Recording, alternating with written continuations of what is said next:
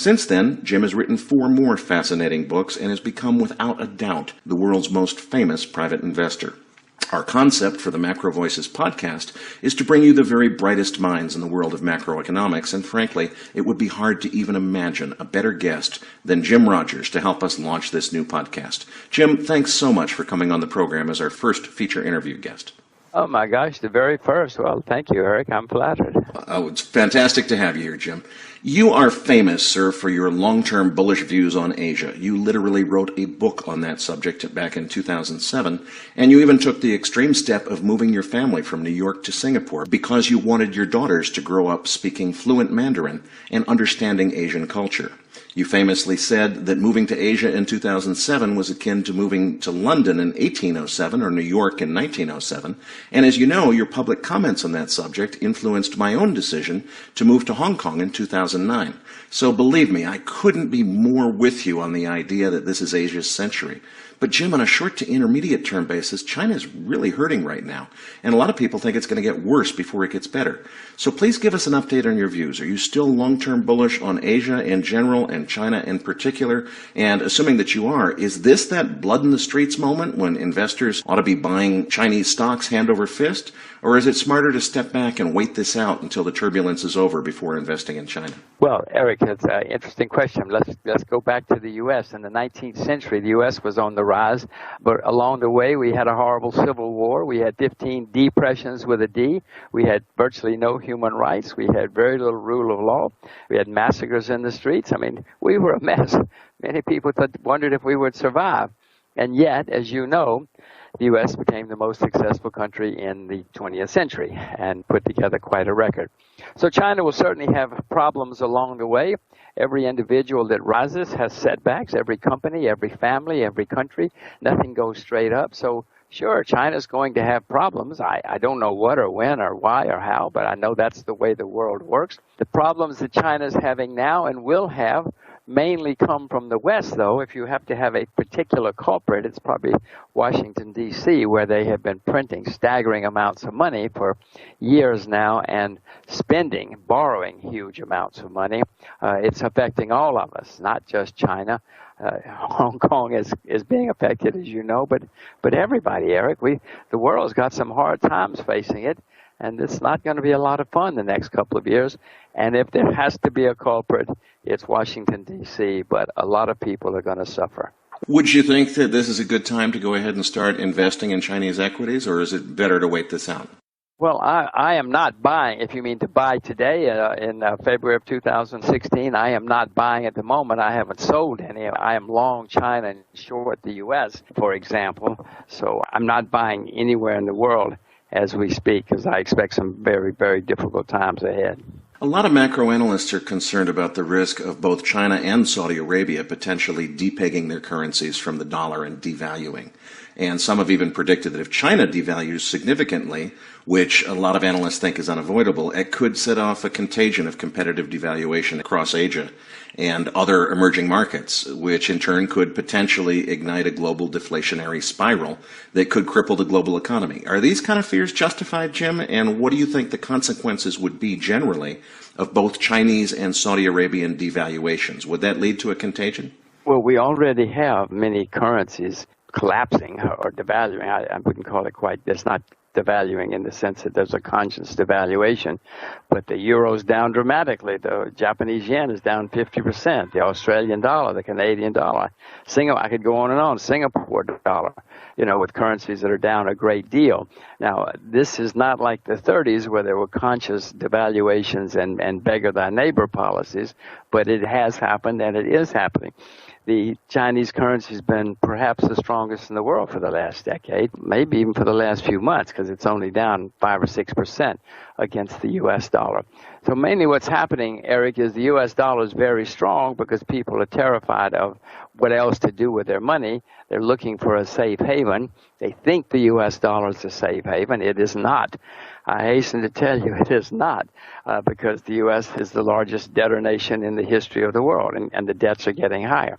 I own U.S. dollars, not because I have any confidence in the fundamentals, but because everybody is going to continue to look for a safe haven during times of turmoil. I also own the renminbi. I'm not selling my renminbi. It has been, as I said, the strongest currency in the world for 10 or 11 years. And now that they're letting it float more, it's still not a completely free float, but they are doing what the U.S. and the IMF requested and letting it float more, pegging it more to other currencies. You have seen and will see more fluctuations. If they ever make it completely convertible, I suspect many people there will sell because they want to diversify. If it goes down at that point, I hope I'm smart enough to buy more because I'd rather own the renminbi in a normal market rather than just about anything, including the U.S. dollar. So we're going to have a lot more turmoil ahead of us. It will be, in my view, good for the U.S. dollar, which I own. I own the Hong Kong dollar. You live in Hong Kong. It's tied to the U.S. dollar, which is one reason I own it. I own the Japanese yen because everybody's short it.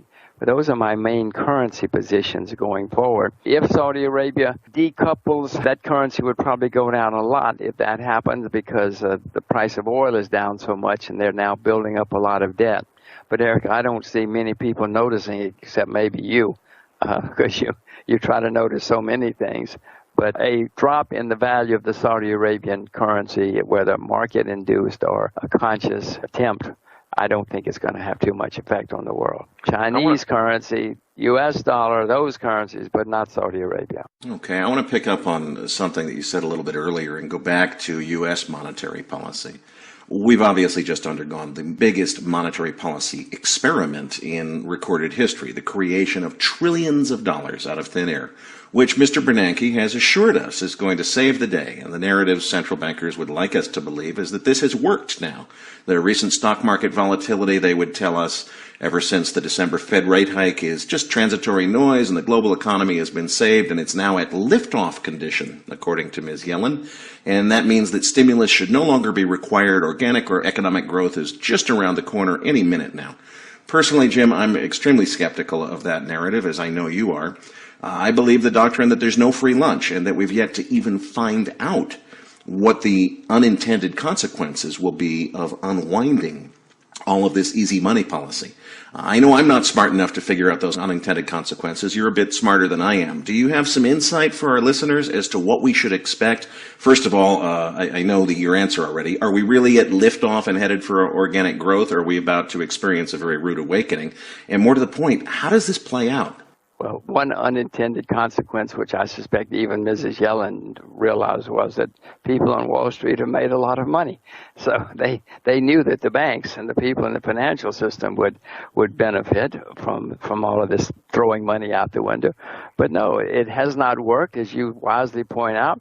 You can look at the unemployment numbers, especially if you get behind the ones that the government fakes, and you will see that it hasn't really worked. It hasn't worked anywhere in the world that I know of, except in the financial community to some extent. But Eric, even the financial community is suffering. Many banks have problems now. There are layoffs in finance. Going into Wall Street is not the easy layup it was 15 years ago or even 20 years ago. Now everybody is suffering because this is a policy of absolute madness. You cannot just throw money out the window and print money and run up debt. Yeah, the people who benefit from the debt and their friends and the money printing think things are great. But the rest of us are not doing much better, and we're having to pay these horrendous debts. One reason world economies cannot take off is because they've got the huge drag, a huge debt burden that's holding everybody back going forward. Plus, Eric, you were taught, and most people were taught, to save your money for the future, save and invest. Well, unfortunately, those people are now getting wiped out because interest rates are zero and have been for, 7, 8, 9 years now. So the people that you really need in a society and an economy, the people who save and invest for the future, are being totally wiped out. Pension plans, endowments, trust funds, insurance companies. I mean, this is a disaster, except for a very narrow few people, and we are all going to pay a horrendous price. Do you think this year's presidential elections could change that? I've heard a lot of talk about, and I don't think it's a good thing necessarily, but so-called QE for the people, the idea of another massive round of what I would essentially call helicopter money, quantitative easing to print money for the purpose of social benefit programs, handouts, that kind of thing. Do you think that's a possibility in this presidential election year? Well, I know what will happen is that as the markets get worse, Mrs. Yellen and the people in Washington are going to get a lot of phone calls saying you've got to save civilization because the world is coming to an end. And they're bureaucrats and academics. They don't know anything. That's why they work for the government. They're going to panic and do something. They're going to have to do more than they did in the past because it didn't work in the past. So sure, they may send us all a check. Who knows what they're going to do coming down the road, because it's going to get worse, and they've shot a lot of bullets.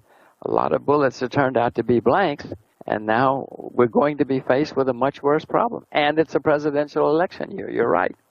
A lot of people are getting worried about the possibility of another major stock market crash like 2008. And I think that's very possible myself. We may be seeing the beginnings of it now. But frankly, if I think about the long-term macro picture, when I think about the word bubble, my mind goes straight to the bond market, not the stock market. I kind of feel like we're approaching a peak debt moment where maybe finally we wake up and recognize what you and I know, which is a lot of the outstanding debt in the world will never be repaid because it was malinvestment that never should have been made in the first place. If I'm right, that could potentially lead to an epic crisis in the bond markets in coming years, both corporate and sovereign credits. And maybe even a debt jubilee, as some people have started to suggest. The Treasury bond markets around the globe already feel toppy to me. We're seeing, at this point, negative interest rates in German bond yields well beyond 10-year maturities. We seem to be at the end of a 30-year bull market in bonds. Sovereign bonds are still feeling like they're toppy, maybe headed a little higher, but the corporates, particularly the high-yield junk bonds, are selling off pretty hard. Is this the beginning of the end, Jim? Is the bond market bubble ending? Or is this sell-off in high yield just a little bit of noise that doesn't mean anything? One small correction. The bond bull market has been going on 35 years. It started, the bottom was in September of 1981. So it's been going on over 34 years now. And yes, it's coming to an end. You may have government bonds go higher for a while, just as the panic takes place. I'm short, in the terms of full disclosure, I am short junk bonds in the United States, and you're right, they are going down now, some of them more than others, obviously. But no, we're making a top in interest rates. That does not mean, Eric, that if and when the Federal Reserve panics again, that interest rates won't go down some more, bonds go up, in other words. But no, we're making the top. There's very little question we're making the top. I'm not short sovereigns because I expect so much panic that many people will pile into them like they're piled into the U.S. dollar. But I'm certainly short junk bonds, and I wouldn't buy bonds with, I can't imagine, unless it's a very special situation bond. I can't imagine buying bonds anywhere in the world. Well, maybe short-term Russian government bonds or something, just because the yield is so high. But I cannot imagine buying bonds anywhere. Now, I just want to take that a little further with respect to Europe in particular. I'm with you. I am already short junk bonds in the United States. I think there's probably a little bit more upside in U.S. sovereigns. What about something like the German Bund? I mean, we had Bill Gross say this thing's over, this is ridiculous, at a negative 4 basis point yield or something a few months back on the 10-year. With this whole refugee crisis, I'm not even sure what the Bund yield is now, but it's deeply negative. Can this go even farther, or have German Bund yields topped out? Well, I think they've gone even more negative since Bill said that. And I think you're seeing more places in Europe with negative yields. And the Japanese said they would not have negative yields, and now they do. Just like most politicians and central bankers, they lie to us. Of course it can go lower. I mean, will it? I don't have any clue. I said before, they're going to all panic and do whatever they can to save the world. They're not going to save the world. I mean, unfortunately, after 8 years of this madness, we got to pay the price. And whether we pay the price in 2016 or 2017, or both, we're certainly going to pay the price. You asked before if there could be a stock market crash. Of course there can be. I mean, we've had stock market crashes every few years since the beginning of time. This time is going to be worse than in the past because the debt, Eric, the debt is so much higher. We had a problem in 2008 and 9 because of debt. Well, the debt everywhere has skyrocketed since. Even China, in 2008 and 9, China had a lot of money saved for a rainy day and could ride to the rescue and did. But, Eric, now even China has a lot of debt, which is worrisome. So you're going to see people in bankruptcy in China next time around. And China's not going to be able to help as much as they did in the past. And you're going to see Even in China, well, let's say the government has said they're going to let people go bankrupt, and I hope they mean it, because that's the way the system is supposed to work. We've been talking about some pretty serious secular risks here. Stock market crashes, bond market crashes, out of control central bankers that think that they can defy gravity by conjuring money out of thin air. These are all pretty serious risks. Now, Jim, you're the history major, so I want your take on this. I can't help but observe that when governments screw up as badly as ours have recently, and when all hell starts to break loose economically, as I think could happen in the next couple of years, if you look at history as a guide, what history teaches us is that the usual government response is to start a war, because that always unites people behind blind faith in their leaders in the name of patriotism, and it shields senior government officials from accountability for their failures, while the government continues to tell everyone that foreigners are to blame for all of our woes. Now, I've not only been criticized for those views, I've been called an alarmist, a doomsayer, a conspiracy theorist, and an outright nutcase. What's your take, Jim? Am I crazy to think that a large global-scale military conflict could be the result of all these easy money and central planning policies of the last 7 years? Well, whether politicians have consciously set out to have a war in times like that, or it's just been forced on them by the times, doesn't matter. It has happened. History shows it does happen for whatever reason. Whenever you have hard times, people get unhappy and desperate. It's easy to blame foreigners for everything. They have different languages, different skin color, different religion. They smell bad. Their food smells bad. I cannot tell you, Eric, how many times I've heard people say, and not only that, their food smells bad when they get angry at talking about foreigners. So yeah, no, it's been the way history's worked. It's not good. It's crazy. We should all get together and drink beer together, and we'd have a lot more fun, or dance together. But it's easy to stir up people against foreigners. It's very easy, and it's always happened. And when things get bad, people look for demons and look for solutions. You know, people like Donald Trump, if he does and people look for a man or a woman on a white horse. You remember Joan of Arc? Well, somebody comes along and says, "Don't worry, guys, I will take care of you. I'll solve your problems." And it always leads to worse economic problems, and that always leads to more propensity to go to war. It's always happened that way. Is it going to happen again that way? Probably, since it always has. Whenever you've had a stagnant world power who's either stagnant or in decline, such as Britain was, and a rising power, such as Germany was, it led to war. The U.S. was a rising power. That led to war. China's a rising power now. The U.S. is certainly stagnant and perhaps in decline. History says that leads to war. I'm not saying that somebody's out there consciously plotting it right now, but those circumstances have nearly always led to war throughout history. Well, I'll keep my fingers crossed that it doesn't happen this time, but unfortunately I'm concerned that it's a very real risk. I want to move on now to precious metals, particularly gold.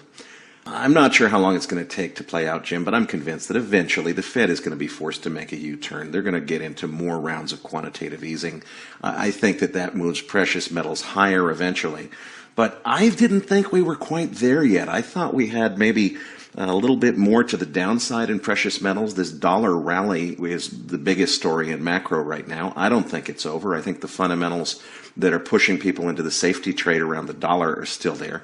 And I thought we maybe had a little bit more downside to gold before it was time to start bottoming. But boy, on a technical basis, I know you prefer to stay away from technical analysis, but we are seeing what looks like a breakout in the last few days above some technical levels. It looks like maybe gold is getting a bid here. Do you think it's time for precious metals, or do you think it's still a ways off? Well, I don't own, I own gold and silver, a fair amount of both. I'm not buying. I have the same view you do, that there's going to be a better chance to buy gold. But you're right, gold is up, nearly 15% in the last few months. It's been going through the roof in the last few days. It looks like a blow-off here in the last few days, but, don't ask me about market timing. I'm the single worst market timer in the history of the world. Yeah, I know that's how you got the 4,200% in 7 years, was being the world's worst market timer. Well, it's an accurate statement. Even if I was any good then, I'm now the world's worst market timer, I assure you.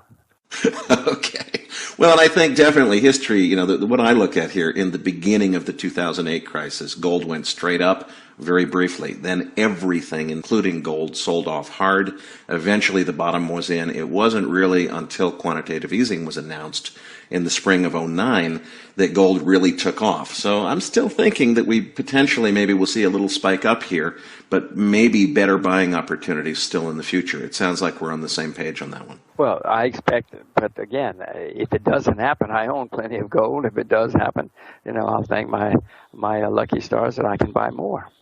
I'd like to move on now to a theory of mine that I'd like your view on.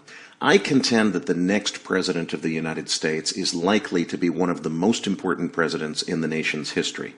And the reason that I think that is entirely about the national debt. President Bush approximately doubled the national debt during his time in office, in very rough terms, from $5 to $10 trillion. President Obama will have more than doubled it again by the time that he leaves office later this year, or beginning of next year, I should say. Assuming that the next president serves 2 full terms, as most do, that takes us all the way out to 2024. And on present course and speed, that would involve, again, doubling the national debt towards $40 trillion, or about 200% of current GDP by 2024. Jim, you've read Reinhart and Rogoff's research. You know that we can't possibly get to a $40 trillion national debt without something going bump in the night, maybe even an outright treasury bond crisis. And I think it's coming before 24. So I posit that the next U.S. president quite possibly could preside over what would be the biggest fiscal crisis in the nation's history after the bond markets eventually revolt and revoke Washington's longstanding habit of recklessly borrowing and spending beyond our means. So first of all, I'd like to know what you think of my theory that this could happen during the next president's term.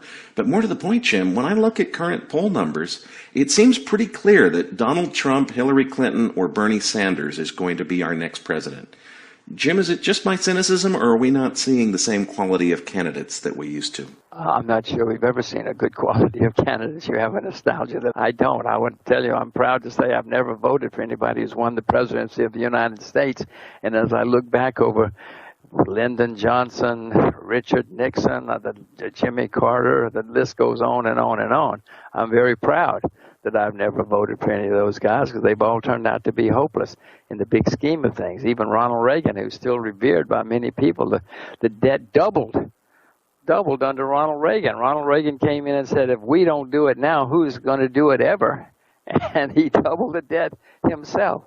So your point is very well taken. No, it's going to continue the way it is. Whoever's elected president, even if Mother Teresa's elected president, the debt's going to go through the roof. And unfortunately, it can happen because they can continue to debase the currency. You may have a pension coming to you of $1,000 a month, say. You're going to get your pension, but it's going to be in worthless money. And they will pay their debts to you, but it'll be in worthless money. So they can do anything they want, and history has shown that they will and can and do anything they want, but it's never good for you and me. It's always good for them. They always try to make sure that they're protected. It's not you and me. And maybe there was a time in American history when the politicians actually were looking out for you and me. I don't really remember a time like that, looking back in history.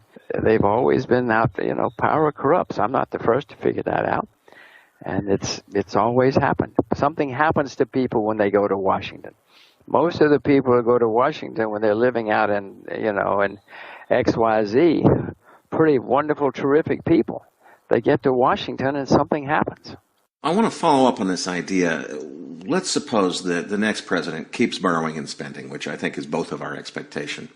And they're on a trajectory that would take them towards 8 years in the White House and another $20 trillion, up to a total of $40 trillion. Do you think that we can actually get to those kind of numbers with some debasement in the value of the dollar and everything keeps on chugging along? Or do you think that at some point everything blows up and we get into a treasury market crisis of some kind? Oh, no, we're certainly going to have sovereign debt crises between now and 2024. Are you kidding, Eric? We're going to have all sorts of crises, maybe even serious war by then, probably serious war by then. As the situation gets worse and worse and worse, people will lose confidence in paper money. People will lose confidence in governments. No, I guess I'm more worried about the next 8 years than you are. I don't see much that can save us. So you think, as I do, and I'm pretty worried about the next 8 years, you see, as I do, that something big has to happen. We can't just stay on this current path of printing money and spending it recklessly and assuming it's all going to work out okay. Something really has to fall apart. Do you have any specific thoughts on what it would look like or how it would happen? Well, you can read your history, and you will see that it usually happens. They raise taxes, which makes things worse. We go into trade wars, competitive devaluations, which makes things worse. They certainly bring in exchange controls for you and me. They're already talking about abolishing cash, which would be a way for them to control you and me even more. They're talking about banning foreigners or banning some kinds of foreigners. All of these things have always happened when the world economic conditions deteriorate, and they start somehow or another winding up fighting each other and cursing foreigners, and either big wars or small wars, but it's always happened that way. You ask how it's going to play out, just read some history. It always plays out that way. I don't particularly like saying it because I'm alive and well, and I'm going to have to live through it, and I hope I survive it, both financially and in the flesh. I hope I survive it. I know it's going to be a very difficult time for all of us. But again, Eric, you said they call you all kinds of names. They should read their history books. This is the way it's always worked. You're not making this up. The world has done it over and over again. Yeah, I agree with you, Jim, but unfortunately it seems like you and I are the only ones that are reading the history books, and everybody else wants to just assume it's okay. I want to move on now to a related topic. I'm not the first to say that those who don't understand history are doomed to have to replay it and relive it, because and one of the things that history teaches us is that people don't read history and they don't know about history, and therefore we have to do the same things over and over again, because unfortunately maybe you and I are the only two people reading the history books. But if you do read the history books, you know it's coming, and nobody's going to do anything about it till it's too late. I want to move on now to a related topic that's almost never discussed in the Western financial prints, although frankly I think it ought to be page one news. And what I'm talking about is what French finance minister and later president of France, Valéry Giscard d'Estaing, famously called exorbitant privilege back in the 1960s. That term refers to the unique ability of the United States to go into debt almost without consequence because America is the world's reserve currency issuer. D'Estaing was furious that the United States was able to borrow and spend in a way that no other country could get away with because its status as reserve currency issuer created an enormous artificial demand for U.S. dollars. Recently, Russian scholar Sergei Glaziev, who is an economic advisor to Vladimir Putin, has masterminded what he calls a de-dollarization strategy. His stated goal is to persuade as much of the world as possible, starting with the BRICS countries, to abandon the U.S. dollar as the global reserve currency and to both settle international trade and hold central bank reserve assets denominated in other currencies. Most Westerners just laugh this off as irrelevant saber-rattling, but I take it pretty seriously. I think that Glaziev's goal is to take away the United States' exorbitant privilege and force the United States to play on a level playing field with other countries. And while I'm not sure whether it's realistic or not, I think Glaziev's ultimate desire is to catalyze a U.S. Treasury bond crisis. What do you think, Jim? Is it possible that Glaziev's goal is to intentionally sabotage the U.S. Treasury bond market? And if that's his goal, as I fear it may be, do you think that he has any chance whatsoever of being successful or at least doing some damage along the way? It doesn't really matter. It's going to happen anyway. Once upon a time, the British were like we were. Once upon a time, the Dutch, the Spanish. Many people have been in this position, and they've always lost the position. The pound sterling, when I was a kid, was the world's reserve currency. It was losing to the dollar fast. You don't have to have somebody actually setting out to destroy the dollar. It's destroying itself. Go to Washington, Eric, you'll see. They're doing a very good job. Something is going to come along, just as happened with the pound sterling, and replace the dollar. People are already looking for things to replace the dollar. The Chinese have started the Asian Bank to compete with the World Bank and the IMF. My goodness, we need competition for the World Bank and the IMF. So it's going to happen. I mean, this guy could fall into the sea and drown tomorrow. It doesn't matter. It's going to happen, whether it's a plot or just by nature taking its course. I mean, who wants to own U.S. dollars? You've already cited the statistics of gigantic debts. Who, 10 years from now, wants to own the U.S. dollar? I own a lot of them right now, but I can't imagine owning any in 10 years. Well, I'm with you, and I think it's scary. We're both in what really is a greater fool trade. You've got to be on this U.S. dollar rally right now. It's the biggest trend in macro. And what's going to happen is when things really hit the fan, the panic trade is all going to be into U.S. Treasuries because people have it just tattooed on the inside of their forehead that the U.S. Treasury is the safest instrument on earth. And the fact that the fundamentals have changed since they first learned that doesn't seem to register for most of them. Well, Eric, there's also the fact that they don't know what else to do. As they look around, they don't want to buy yen. They don't want to buy euro. I mean, by the way, I own yen, mainly because there's so many shorts. It's not that big a position, but I own it. They're not going to buy the euro, which could rally because it's got shorts too. I mean, there's nothing that they see that they can buy. You cannot just pick up the phone and buy the renminbi. The Hong Kong dollar is de facto the U.S. dollar. So there's not really much that they have a choice these days. They do have a choice, but they don't see that they have a choice. And therefore, you're right about the dollar. That's why I own the dollar. Now, it may be the risk that you and I both are taking is that so many people own the dollar, and there will be a time. My view is that the dollar is going to get overpriced and maybe even turn into a bubble before this is over. If the crisis and the turmoil really get as horrendous as I suspect they will, the dollar could turn into a bubble. Boy, then what do? You got to sell it, but where do you put it? Hopefully by then the renminbi would be completely convertible, or gold would have had a big collapse, or something would present an opportunity in circumstances like that. But that's how I view the world going forward. Finally, Jim, I'd like to shift gears and close on this note. The challenge in interviewing you is that it's actually hard to decide what's more fascinating, your brilliant market insights or your personal life, which frankly I think might be even more interesting to some of our listeners. We've focused today on markets and investing because that's what Macro Voices, this new podcast, is all about. But for the benefit of those listeners who are fascinated to learn more about you, I'd like to talk about your latest book, Street Smarts. Give us a rundown. What's the idea for this book? How did it come about? What's the book about? What will people learn when they read it? Well, I'd done a few books. I never thought I'd do any books, Eric. It so happens when I did a few, and my publisher and agent called me and said, you got all these books, but there's got to be a fascinating story. How did you wind up from the backwoods of Alabama, where your telephone number was 5, to living in Asia with 2 blue-eyed daughters who speak perfect Mandarin? Something had to happen between that phone number of 5 and sitting there in Asia. And they said, why don't you put together the story and let's see how it turns out. So I ignored them and put them off and said, who cares, blah, blah, blah. But finally, I sort of put it together, and part of the reason I did it for my daughter so they would know how all this happened. And many people say it's the best book I've done. I have no idea since it's my book, but there are many who say it's a good thing. Well, it certainly got fantastic reviews. Jim, I cannot thank you enough for coming on the program as our first feature interview. Your insights and wisdom are always prescient, and you're welcome back on this program anytime you like. As we close, is there anything at all that you'd like to add? Any subject at all? The floor is yours. Good luck.